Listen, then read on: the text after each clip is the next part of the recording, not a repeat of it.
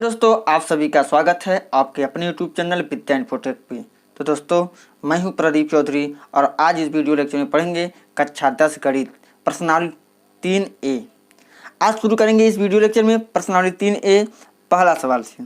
इसके पहले वाले वीडियो में एग्जाम्पल और बेसिक नियम करा चुके हैं। अगर आप उस वीडियो को नहीं देखें तो पहले उस वीडियो को देखिए। तो प्यारे साथियों, पहला प्रश्न है, अवताप अपनी पुत्री से कहता है 7 वर्ष पूर्व मैं तुमसे 7 गुनी आयु का था। अब से 3 वर्ष बाद मैं तुमसे केवल 3 गुनी आयु का रह जाऊंगा। खड़ी पाई। इस स्थिति को बीजगणितीय एवं ग्राफी रूपों से व्यक्त कीजिए। यह एनसीईआरटी के एग्जाम्पल से लिया गया है। तो प्यारे साथियों, इस प्रकार से प्रश्न को बनाने के लिए बीजगणितीय रूप में पहले बदलना पड़ता है। बीजगणितीय रूप में बदलने के बाद हम ग्राफी रूप में पढ़ेंगे। तो प्यारे साथियों, आइए इस प्रकार से सवाल को बनाने के लिए एक टेक्निक का इस्तेमाल हम लोग करेंगे। तत्पश्चात सवाल को बनाएंगे। तो आइए देखते हैं।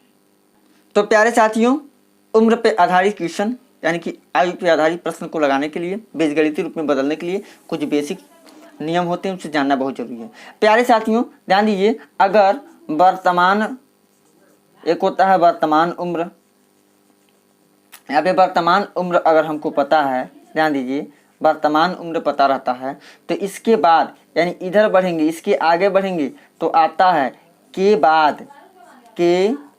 बाद या पश्चात, के बाद या हम कहेंगे पश्चात। प्यारे साथियों थोड़ा गौर दीजिए, के बाद या पश्चात। उसके बाद वर्तमान उम्र हमको पता है तो जाना रहता है के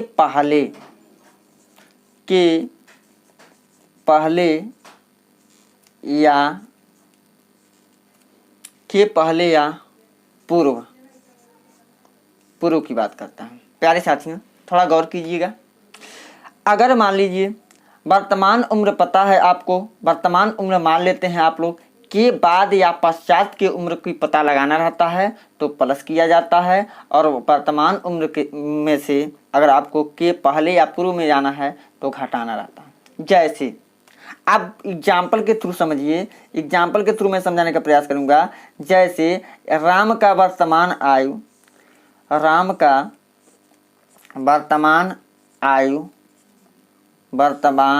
आयु 10 वर्ष है, 10 वर्ष है। तो 3 वर्ष के बाद उसकी आयु क्या होगी? प्यारे साथियों थोड़ा इस पे विचार कीजिए। राम का वर्तमान आयु 10 वर्ष है, तो 3 वर्ष के बाद उसकी आयु क्या होगी? के बाद कहा है ना, तो 10 वर्तमान उम्र है, अब प्लस को वर्ष के बाद 3 वर्ष के बाद का 3 जोड़ दीजिए, यानी कितना हो जाएगा? 13 वर्ष। प्यारे साथियों यही रहा कंसेप्ट। अगर प्यारे साथियों अगर कह देता है सवाल में कि राम का वर्तमान उम्र यानी कि आयु अगर x वर्ष मान देते हैं, तो प्यारे साथियों कहेगा 3 वर्ष बाद उसकी आयु क्या हो जाएगी? तो x प्लस 3 वर्ष होगी। ध्यान दीजिए, अगर वर्तमान आयु x मानेंगे तो 3 वर्ष बाद कहेगा तो प्लस 3 करते हैं, 5 वर्ष बाद कहेगा तो प्लस 5 करेंगे, 6 वर्ष के बाद कहेगा तो प्लस 6 करेंगे। अब प्यारे साथियों बात करते हैं पूर्व की। अगर मान लीजिए कह दिया राम की वर्तमान आयु 15 वर्ष है, तो 3 वर्ष के पहले उसकी आयु क्या होगी? तो 15 माइनस क्या कर दीजिए 3, यानी कितना हो जाएगा? 12 वर्ष हो जाएगा। अगर प्यारे साथियों वर्तमान आयु इसकी मानते हैं y, तो कितना हो जाएगा? y minus 3। जितना के पहले कहेगा, 3 वर्ष के पहले कहेगा तो 3 घटाएंगे, 4 वर्ष के पहले कहेगा तो 4 घटाएंगे, 5 वर्ष के पहले कहेगा तो 5 घटाएंगे। किस में से घटाते हैं प्यारे साथियों? वर्तमान उम्र में से। तो इसका यह बेसिक कंसेप्ट रहा। तो आइए अब सवाल पे हम चर्चा करते हैं। तो पहले प्रश्न को सॉल्व करते हैं। पहला प्रश्न इस प्रकार से दिया है, तो आइए इसको बनाते हैं। तो दिया, अवताप अपनी पुत्री से कहता है 7 वर्ष पूर्व मैं तुमसे 7 गुनी आयु का था। तो मान लीजिए, माना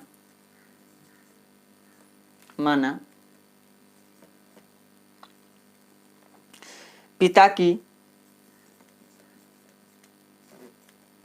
की वर्तमान आयु, पिता की वर्तमान आयु x वर्ष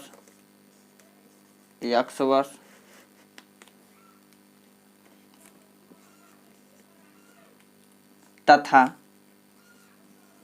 पुत्री की आयु y वर्ष है, y वर्ष है। वर्तमान आयु की बात किया गया है, मान लिया। अब प्यारे साथियों, प्रथम शर्तानुसार इसमें 2 शर्त दिया है। एक दिया है 7 वर्ष पूर्व, एक दिया है हमारा 3 वर्ष बाद। एक 7 वर्ष पूर्व दिया है, एक 3 वर्ष बाद दिया है। तो पहले यानी कि लिखेंगे प्रथम शर्तानुसार, प्रथम शर्तानुसार, प्रथम शर्तानुसार, प्रथम शर्त के अनुसार चलेंगे। दिया है वर्तमान आयु, पिता की वर्तमान आयु बोले तो अपताप की x वर्ष, और पुत्र की वर्तमान आयु कितना दिया, y वर्ष। तो प्यारे साथियों 7 वर्ष पूर्व लिखेंगे, 7 वर्ष पूर्व या पहले, पूर्व को ही पहले कहा जाता है प्यारे साथियों। 7 वर्ष पूर्व पिता की आयु, 7 वर्ष पूर्व प्यारे साथियों वर्तमान उम्र में से अगर पूर्व की उम्र को पता लगाना रहता है तो वर्तमान उम्र में से हम क्या 7 वर्ष पूर्व का है ना, तो 7 को घटा देंगे, यानी x माइनस 7। यह x माइनस क्या आया 7, तो x माइनस 7 क्या है, यह वर्ष है, तो लिख दीजिए x माइनस 7 वर्ष। अब इसी प्रकार से काम करेंगे। 7 वर्ष पूर्व पुत्री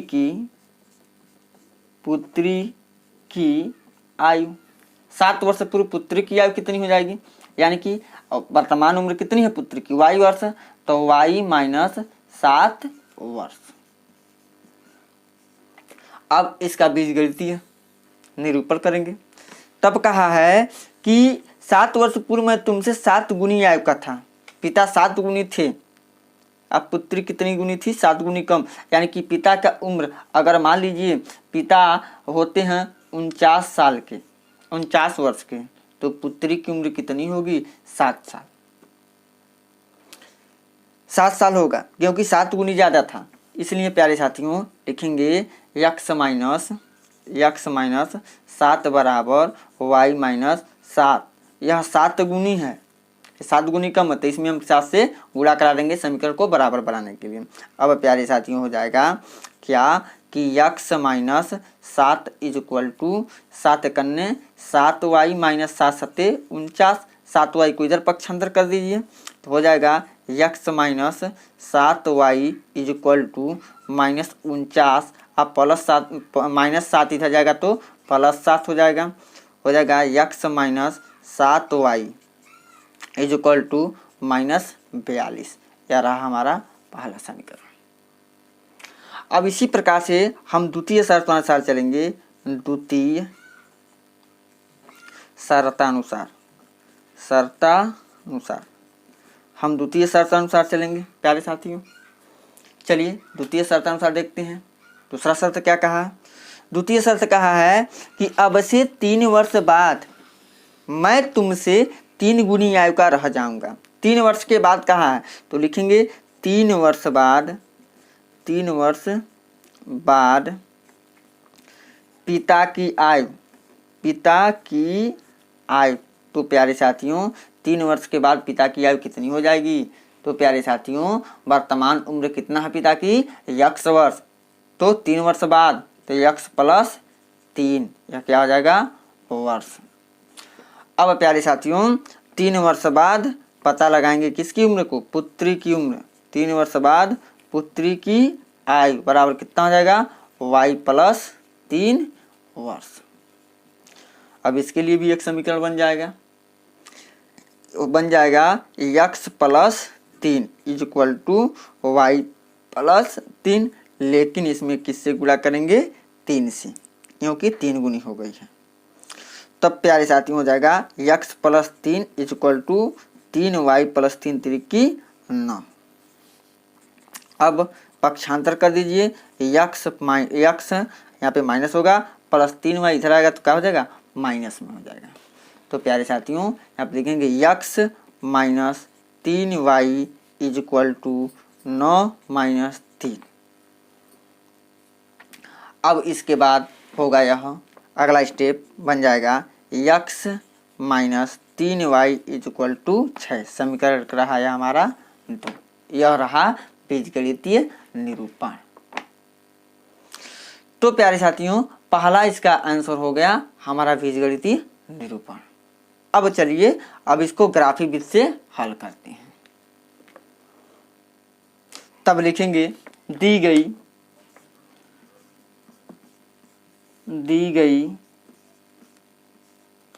इसलिए दी गई स्थिति का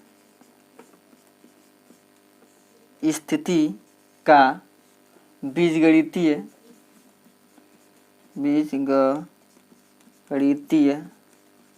रूप, दी गई स्थिति का बीजगणितीय रूप क्या होगा जो निकाले हम? x माइनस 7y बराबर माइनस 42। दूसरा क्या है? x माइनस 3y बराबर 6। यह रहा हमारा पहला आंसर। अब प्यारे साथियों आइए अब यह दोनों समीकरण को द्वारा अब हम ग्राफिक विधि से इसको हल करते हैं। तो अब ग्राफिक विधि से हल करने के लिए लिखेंगे समीकरण 1 के द्वारा। समीकरण 1 के द्वारा लिखेंगे क्या? समीकरण 1 लिखिए यहाँ पे x minus 7y is equal to minus 42। x is equal to x बराबर माइनस 42 अब प्लस 7y। अब ध्यान दीजिए लिखेंगे यदि y is equal to, y की वैल्यू पुट कीजिए, y का एक मान लीजिए, x की वैल्यू निकल जाएगा। तो प्यारे साथियों y बराबर 6, तब x इज इक्वल टू मान कितना आएगा? तो माइनस 42 प्लस 7 गुणे यहाँ पे x की वैल्यू कितना है, y की वैल्यू क्या है? 6 है, तो यहाँ पे 6 लिखिए। तो प्यारे साथियों minus 42 plus 42 is equal to कितना आ जाएगा? 0। अब पुनः यदि लिखेंगे यदि y इज इक्वल टू, अब y की मान 6 लिए हैं, दूसरा y का मान क्या लेंगे? अब दूसरे में y का मान ले लेते हैं 7। तब x बराबर क्या आ जाएगा? माइनस 42 प्लस 7 गुणे 7 बराबर माइनस 42 प्लस 7 सत्ते 49, माइनस 42 प्लस 49 यानी कि 7। पुनः 2 ही ले सकते हैं, 2 से ज़्यादा भी ले सकते हैं प्यारे साथियों। यदि y इज इक्वल टू हम ले लेते हैं कितना? 8, तब x इज इक्वल टू कितना हो जाएगा? माइनस 42 प्लस 7 गुणे 8 बराबर माइनस 42 प्लस 8 सत्ते 56 बराबर माइनस 42 प्लस 56। इसको कैलकुलेट कीजिए कितना हो जाएगा? 14। पुनः यदि y इज इक्वल टू हम ले लेते हैं 12, तब x is equal to minus 42 plus 7 गुणे 12 यानी कि हो जाएगा माइनस 42 प्लस 12 सत्ते 84 बराबर माइनस 42 प्लस 84 यानी कितना आ जाएगा? 42। अब इसके लिए हम ग्राफ निरूपण कर देंगे। लिखेंगे समीकरण 1 से प्राप्त ग्राफ, समीकरण 1 से प्राप्त सारणी। समीकरण 1 से प्राप्त क्या निकालेंगे? सारणी। क्या होगा? x की वैल्यू, y की वैल्यू और यहाँ पे क्या हो जाएगा? बिंदु। प्यारे साथियों हम क्या किए हैं? x की वैल्यू कितना देखिए ध्यान से, x की वैल्यू 0 आया है, दूसरा x की वैल्यू 7 आया है, तीसरा x की वैल्यू 14 आया है, चौथा x की वैल्यू कितना आया है? 42। पहला 0 मान कब आया है? 6, उसके बाद 7, उसके बाद 8, उसके बाद 12। तो यह हो जाएगा 0,6, यहाँ पे 7,7, 14,8, यहाँ पे 42,12। इसके लिए हमारा यह निर्देशांक हो जाएगा। यह समीकरण 1 से प्राप्त है। इसी प्रकार से प्यारे साथियों अब हम समीकरण 2 से भी प्राप्त करेंगे। तो आइए समीकरण 2 से प्राप्त करते हैं हम सारणी समीकरण 2 के द्वारा। तो प्यारे साथियों समीकरण 2 को देखेंगे। तो समीकरण 2 क्या है, दिया है x minus 3y equal to 6। तो x equal to 6 plus 3y। अब लिखेंगे, अब इसमें मान हम पुट करेंगे, किसकी वैल्यू पुट करेंगे हम, y की वैल्यू पुट करेंगे। तो प्यारे साथियों यदि ध्यान दीजिए, बहुत ही सिंपल है, यदि y इक्वल टू 0 तब x इक्वल टू, ध्यान दीजिए, 6 प्लस 3 गुणे 0 यानी कि हो जाएगा 6 प्लस 0 यानी कि हो जाएगा कितना, 3। यदि पुनः हम y की वैल्यू ले लेते हैं कितना, 2, तब x इक्वल टू कितना हो जाएगा, 6 प्लस 3 गुणे 2 equal to 6 plus 6 equal to कितना हो जाएगा, 12। पुनः प्यारे साथियों यदि y इक्वल टू, अब हम ले लेते हैं कितना, 4, तब x बराबर 6 प्लस 3 गुणे 4 यानी कि हो जाएगा 6 प्लस 12, और 12 में 6 जोड़िए 18। पुनः प्यारे साथियों यदि ले लेते हैं हम y इक्वल टू 12 तब x इक्वल टू 6 प्लस 3 गुणे 12 यानी कि 6 प्लस 12 तिहाई 36, और 36 6 कितना आ जाएगा, 42। अब लिखेंगे समीकरण 2 से प्राप्त सारणी। समीकरण 2 से प्राप्त सारणी, ध्यान दीजिए सारणी को गौर से बनाइए। सारणी बिना बनाए हम ग्राफी बीज का प्रयोग नहीं कर पाएंगे। x की वैल्यू, y की वैल्यू, उसके बाद आ जाता है हमारा क्या, बिंदु।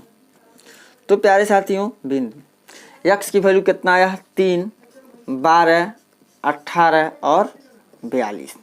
उसके बाद 0, 2, 4, 12।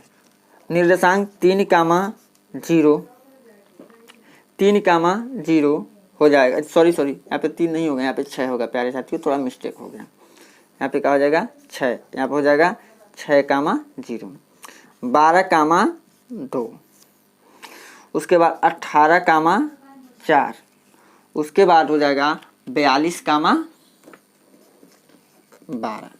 अब हम क्या करेंगे, इससे ग्राफ का निर्माण कर सकते हैं। तो आइए अब हम ग्राफ के द्वारा इसको प्रदर्शित करते हैं। प्यारे साथियों ग्राफ देखिए इस प्रकार से ग्राफ को मान लेंगे। 5-5 का कॉलम, 5, 10, 15, 20, 25, 30, 35, 40, 45, 50, इधर 5, 10, 15, 20 तक मानेंगे। तो प्यारे साथियों पहला हमारा था 0,6। तो देखिए 5 है, यहाँ से 5 है और 2 खाना कूदेंगे तो एक 6 हो जाएगा। यहाँ पे 0 यानी कि x अक्ष पे 0 यानी कि y अक्ष, x अक्ष पे, x अक्ष की बात करेंगे तो 0, y अक्ष पे 6 तो यहाँ पे होगा। 7,7 यहाँ पे होगा, कीजिएगा आप लोग। 14,8 यहाँ पे करेंगे तो होगा, यहाँ भी बिंदु है। उसके बाद में 42,12 यहाँ पे होगा। देखिए यहाँ चाहिए 40 और 2 42, इसके ऊपर जाइए और इस पे 12 चले जाइए। तो इस प्रकार से अब क्या करेंगे, उसी प्रकार से समीकरण 2 से प्राप्त सारणी जो बिना था हमारा 6,0 बिंदु यहाँ पे होगा, 12,2 यहाँ पे होगा ई पे, और 18,4 एफ पर होगा। अब उसको दोनों रेखाओं को मिला देंगे तो एक दूसरे को यानी प्रतिच्छेद करेगा बिंदु जी पर, 42,12। यही रहा हमारा सॉल्यूशन, फुल्ली सॉल्यूशन। आइए अतः हमें अभिष्ट आलेखी निरूपण प्राप्त होता है इस प्रकार से जो आपके सामने है। तो आइए अब हम अगले सवाल पर चर्चा करते हैं और देखेंगे।